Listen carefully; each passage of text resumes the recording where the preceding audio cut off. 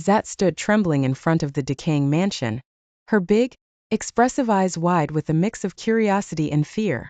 Her long dark hair fluttered in the chilly evening breeze. Overgrown trees surrounded the old house, their branches reaching out like twisted fingers. The rusty iron gate creaked ominously as the setting sun cast eerie shadows, hinting at the unspeakable mysteries within.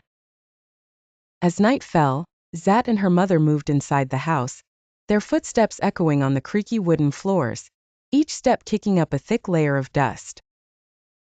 The dimly lit rooms flickered with the unstable light of scattered candles, casting grotesque shadows on the cobweb-filled walls. Strange noises resonated through the empty hallways, a symphony of whispers and groans that seemed to come from the very bones of the house. Zat clung to her mother's hand, her small heart pounding with uncertainty and dread. Hours passed and the house grew colder, as if it were alive and aware of its new inhabitants. Zat awoke in the middle of the night to a cacophony of unsettling sounds. Her wide eyes scanned the darkened room, finding solace in the faint glow of her lantern. Driven by a blend of terror and fascination, she tiptoed through the dark corridors. The air grew thick and heavy, every breath laden with centuries of forgotten suffering. Footsteps echoed behind her, almost in sync with her own, while dark shadows slithered along the walls, teasing her peripheral vision. Zat's lantern cast long, wavering beams of light, but it never seemed enough to cut through the intense darkness.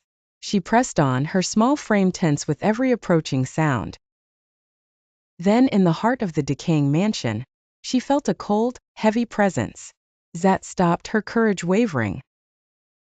Out of the darkness, a ghostly figure emerged, faint and almost transparent, its face etched with sorrow and centuries of untold grief.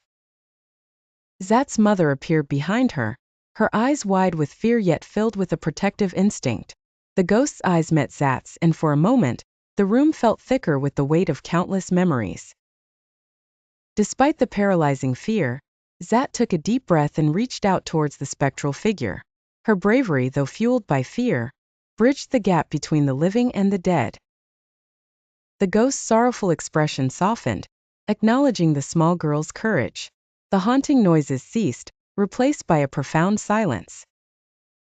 With a lingering look, the ghostly figure slowly dissipated into the shadows, leaving behind an air of melancholy and unresolved sorrow. As the screen faded to black, Zat's voice echoed, narrating a haunting message.